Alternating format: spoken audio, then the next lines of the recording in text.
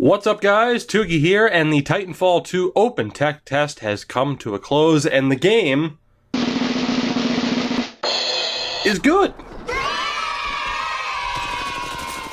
It appears to be exactly what you'd expect, an enhanced version of the original. Now, I didn't play the original Titanfall until it was available on EA Access because simply the hype train really turned me off of the game. Whether it was Titanfall, or as we've seen recently with No Man's Sky, internet hype can be a dangerous thing. Now, I don't know what people expected from the original Titanfall, because as I said, I avoided the hype train, but in my 85 hours or so of playing the game, it was just simply a solid FPS. It's well-rounded, fun to play, and for a die-hard Battlefield player like myself, it provides a really nice change of pace. So now moving forward to the sequel, and without the hype train going 1,000 miles per hour, I'm really looking forward to the game, especially after this experience with an early version of it. The best way I can break this all down is in 3 different sections. We're going to talk the maps and their design, gameplay as a pilot, and gameplay as a Titan. So starting with the 3 maps that were available, they've definitely had their fair share of criticism, perhaps rightfully so. Homestead is probably the most controversial map out of all of them, and I can agree with the criticisms because it didn't exactly feel like a Titanfall map to me. You basically had 3 areas for pilots that weren't complete dead zones if there were Titans around. You had the 2 buildings on the opposite sides and the pillar in the center. Those 3 areas were flanked by a massive amount of empty space aside from the occasional tree, rocks, or bushes where the Titans were combating.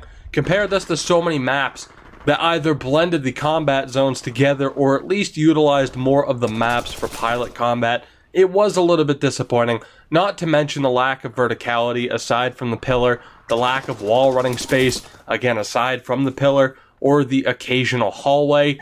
Backwater from the original Titanfall is a great example of there being open space for Titan combat, but also having plenty of cover and verticality to keep gameplay interesting on both sides.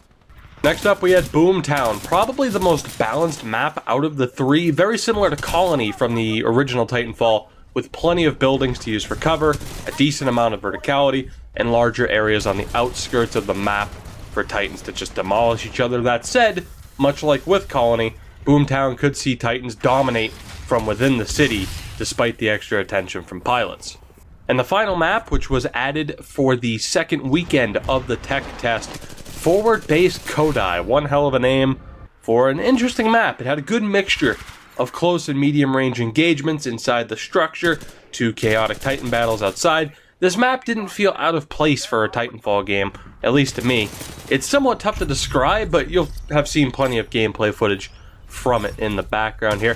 So overall, even with the criticism of Homestead, I can't say that I hated any of these maps. All 3 provided something different.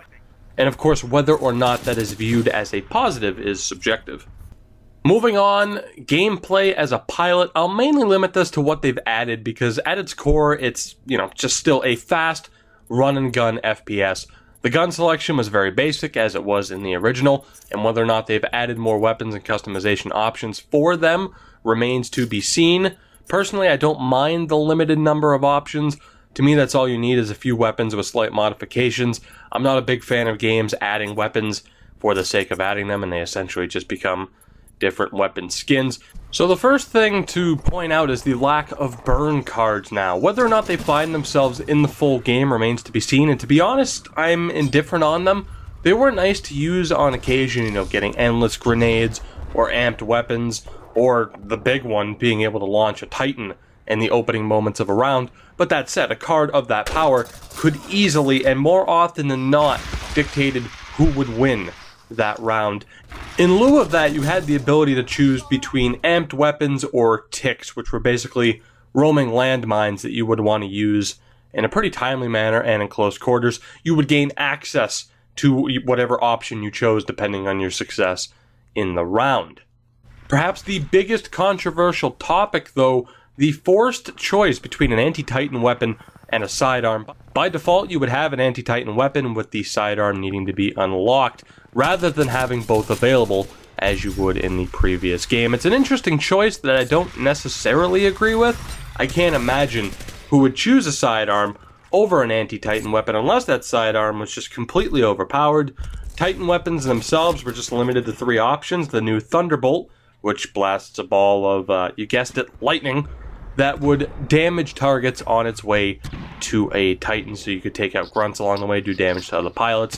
The mag launcher and charge rifle also remained. So basically you had the all-around weapon, the close range, and the long range, which makes sense. The Thunderbolt basically replaced the Sidewinder from the original, and the only lock-on weapon, the Archer Heavy Rocket, was nowhere to be found, unless I missed something, which could very well be the case. Certain things unlocked throughout the tech test as you advance. So there may be certain things that I might be mistaken on, and that I may not have just seen throughout the tech test due to my lack of playing time. The grappling hook is a major addition, being able to reach higher elevations easier. Grappling into Titan rodeos or using it as a weapon against fellow pilots are all options. That said, I was horrible with it. I mainly used the Pulse Blade, and I love the changes to the Pulse. It was my go-to. Obviously, being able to see where your enemies were was just invaluable, but it is much more balanced with it being an object that players are alerted to, that they can see and destroy. So at least now you know, you have a little bit of a heads up when another player knows exactly where you are. It's a bit of a give and take.